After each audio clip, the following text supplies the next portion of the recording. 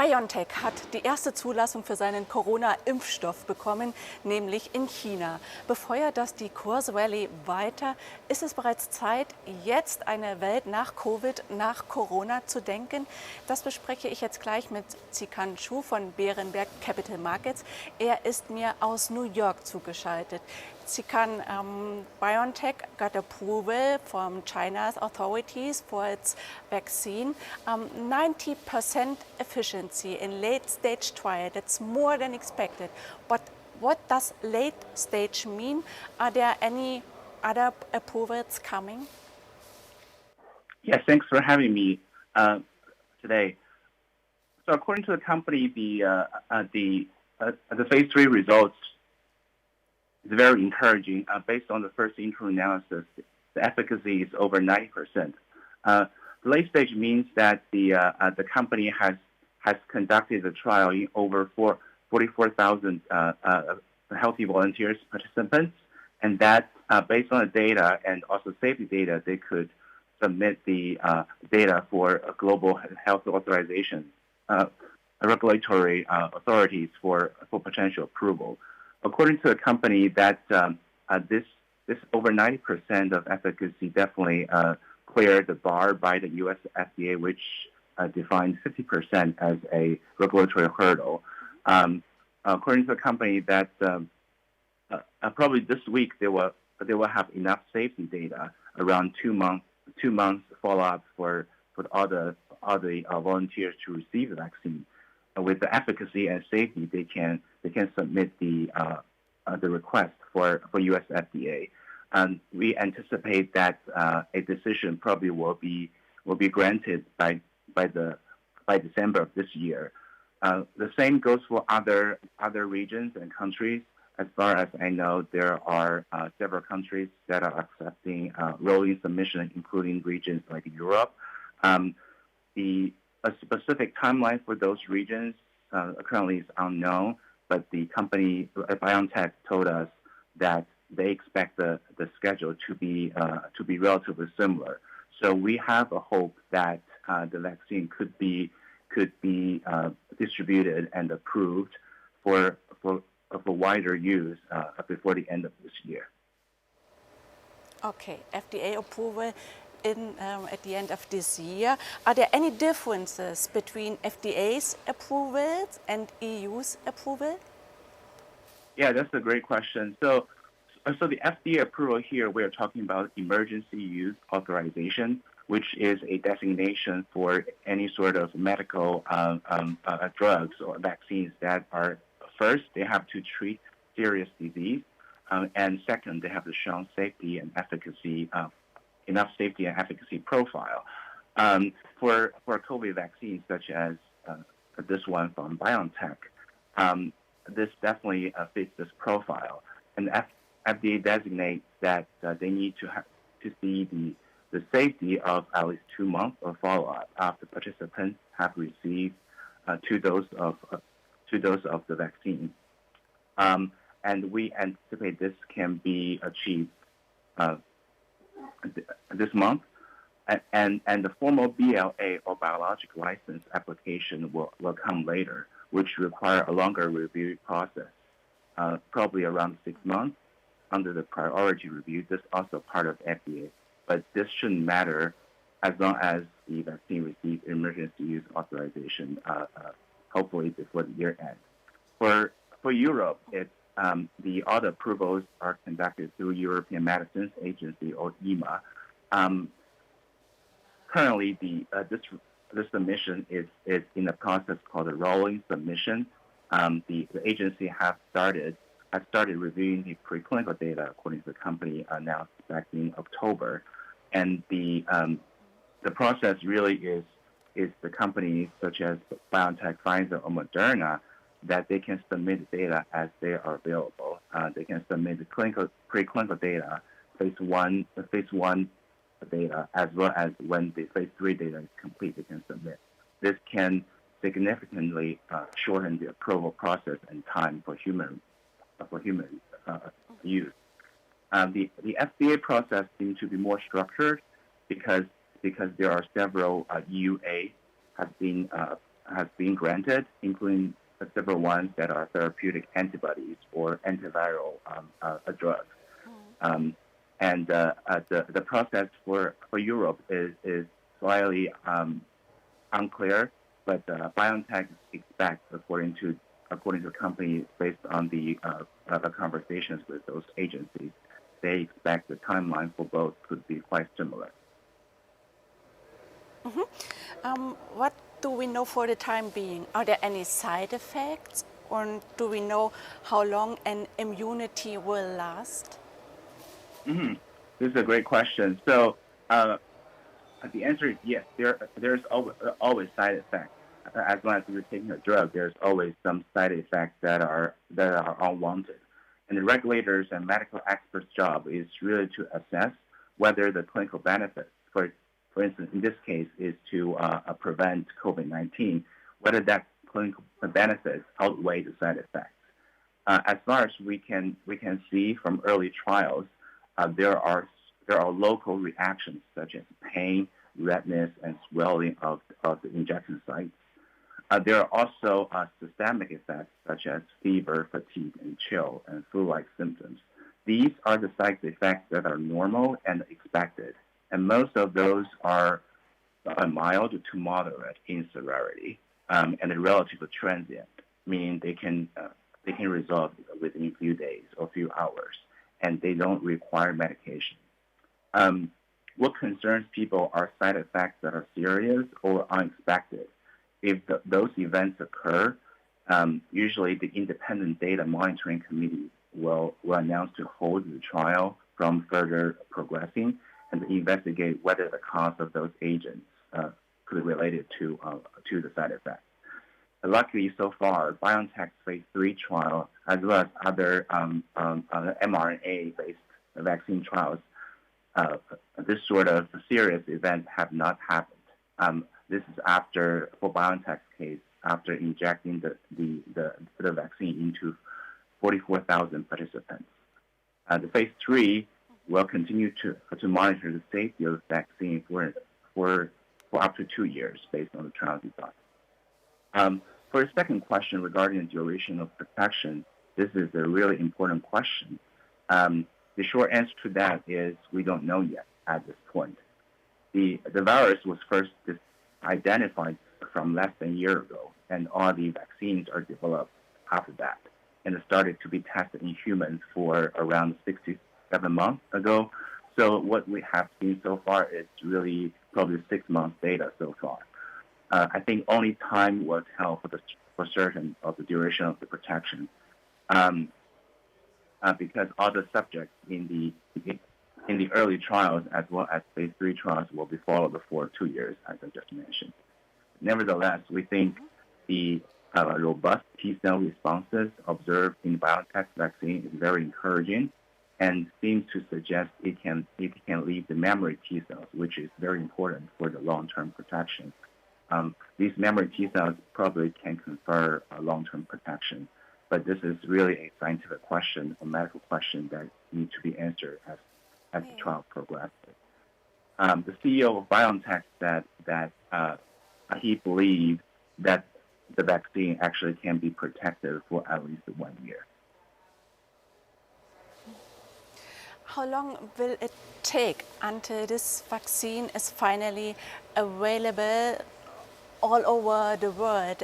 A mass distribution seems to be challenging, not to mention a mass production.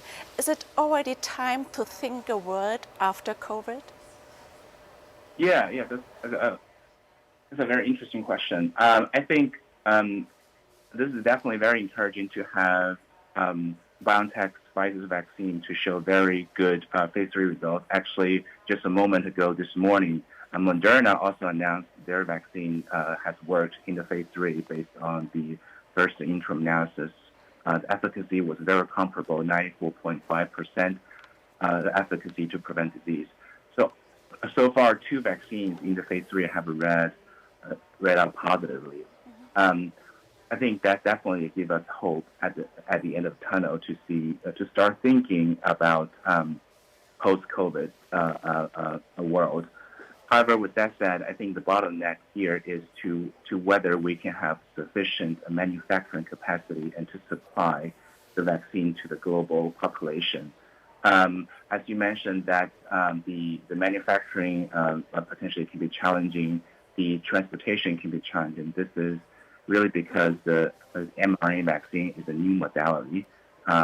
Typically, for long-term storage, it does require -70 Celsius for storage.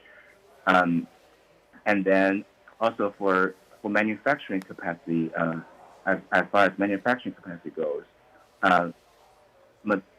BioNTech and Pfizer has announced that by the end of this year, they can have 50 million doses, which should be enough to vaccinate and protect 25 million people. This is definitely a small number considering the pandemic globally. And BioNTech and Pfizer are ramping up their massive production in Europe and the U.S., and they guided about 1.3 billion doses to produce by the end of 2021. And this number, we note that does not include potential additional 700 million doses per year from BioNTech's newly acquired Marburg facility in Germany. And then regarding the logistics, indeed, it's a very large product to establish the cold chain transportation and to iron out all the distribution logistics. Pfizer will be leading the transportation, distribution, logistics in the U.S. Seems like they have specialized supply providers to take charge, and they seem to be ready to go. And the companies also have developed a thermal shipper that will allow the storage for 10 days on its own. Moderna also announced this morning, according to the press release, that they can store the vaccine in the standard fridge temperatures for up to 30 days, which is also encouraging. And then also another German company that is in trials for their COVID-19 vaccine, CureVac.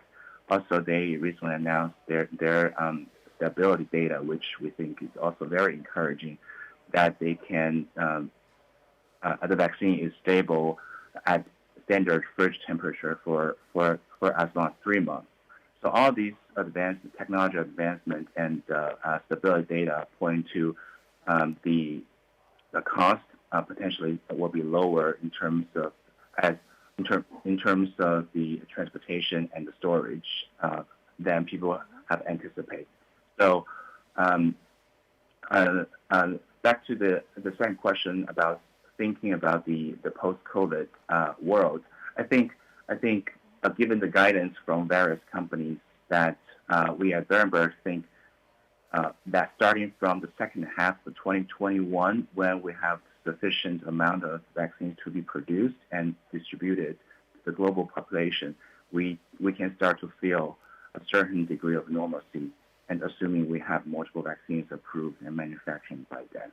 Until then, probably we still have to wear masks and social distance from each other, and to protect the most vulnerable population to the COVID-19 virus. You mentioned CureVac, and Moderna came up with good news this morning. China seems to be ready with an own vaccine, and Russia as well. What do you think? How close are these competitors of BioNTech and Pfizer to their own success? Mm-hmm. Yeah. So overall, I think it's encouraging to see multiple vaccine developers are actually actively advancing their own vaccines for COVID-19 to end this pandemic, and a lot of them, as you mentioned, that have shown very encouraging data. Overall, I think it's a good thing because we really don't have enough capacity to vaccinate everyone in the near term if we only have one or two. Moderna has reported positive data this morning. CureVac has reported positive phase 1 data along with other manufacturers. China, Russia have also reported their own vaccines to be quite effective. I think overall they appear to be safe and efficacious. I think it's positive, but we have to see the data. I hope all the vaccine manufacturers and government regulatory agencies to do the right thing to publish data, which is the standard research process. They should publish data in peer-reviewed journals, and this will be judged by experts, medical experts, and to ensure the vaccine is really safe. I think that's the paramount thing for global authority, health authorities to do. Mm-hmm. BioNTech's equity is being valued at $23 billion at the moment. It's around 4 times the amount in sales that the vaccine would bring next year. It's said to be 6.5 billion each company, Pfizer and BioNTech. BioNTech shares made 200% year to date. There's an old saying in Wall Street, buy the rumor that sell the news. Is it time to sell Pfizer, as Pfizer's CEO did, and BioNTech, or is there an ongoing rally? Mm-hmm. Oh yeah, this question is very interesting. For Pfizer, I think I can't comment too much on my own. My colleagues in London actually cover the stock. They have their view on this topic, but I think overall, Pfizer's story is not just about COVID. It's actually more about pipeline, long-term growth, and return on R&D investment. For mid-cap biotech companies like BioNTech, like CureVac, I don't really agree with the statement that buy on the rumor and sell the news, simply because these stocks are relatively speculative overall. Biotech stocks are highly speculative by nature, and the valuation is in fact primarily driven by pipeline growth potential. If you ask if the valuation is rich relative to the beginning of this year, as you mentioned, 200% year to date, yes, I agree on that. But I do see the success of COVID-19 vaccine significantly de-risk the mRNA technology. I think mRNA technology is very powerful, and it believed to deliver more innovative medicines for human diseases. Specifically for BioNTech, the pipeline is very broad. Preliminary data on several mRNA-based oncology drugs are very compelling, in my view, including several cancer vaccines for melanoma, head and neck cancer, breast cancer. The positive news here is really tells us that the mRNA, we probably are rushed into the mRNA world. I believe those mRNA-based assets will continue to drive substantial value for the company and the field enthusiasm for the stock for BioNTech and CureVac and other mRNA-based companies. Okay. What's your price target on BioNTech, and what's your favorite pick in the sector? Mm-hmm. Yeah, so we have a buy rating and a price target of $126. This valuation price target is based on a discounted cash flow risk adjusted by a weighted probability of success of pipeline assets. As I mentioned, beyond COVID-19 vaccine, BioNTech has a broad pipeline that is very compelling, and we think will continue to deliver. As far as my favorite picks in the biotech sector, I'm a biotech analyst. Beyond BioNTech, I think CureVac, as mentioned, is a quite interesting company. It's also an mRNA-based company that has a COVID-19 vaccine along with other types of drugs in development, such as a rabies vaccine and a cancer vaccine in development.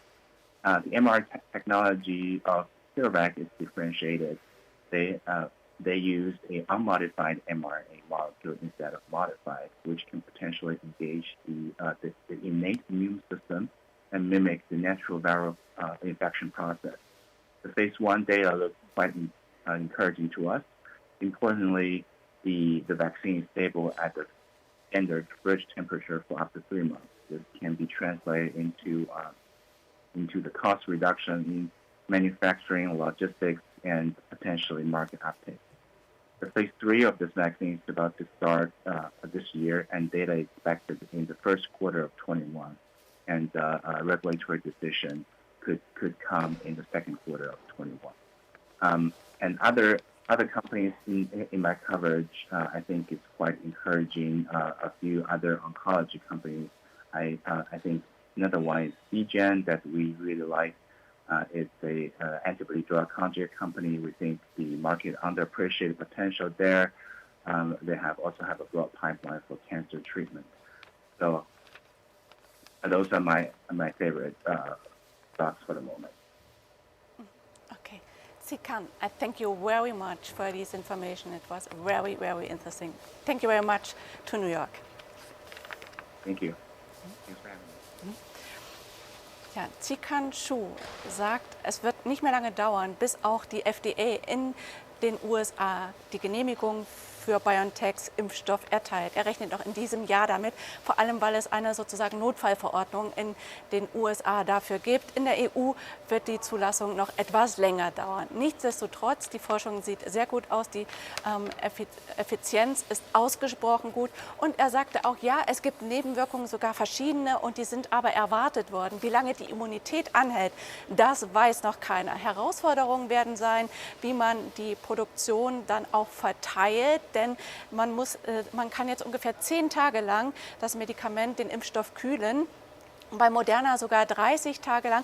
Es muss also schnell gehen. Nichtsdestotrotz, BioNTech sagt Zhiqiang Shu, das ist noch nicht das Ende der Rallye. Er hat ein Kursziel von $126. Auch CureVac gehört zu den Top-Picks in diesem Sektor und er glaubt nicht an diesen alten Spruch aus der Wall Street, dass man sagt, buy the rumor, sell the fact. Nein, er glaubt, dass es noch viel weitergeht und dass bis Jahresende, wenn die Zulassungen so klappen, die ersten 25 Millionen Menschen geimpft werden können.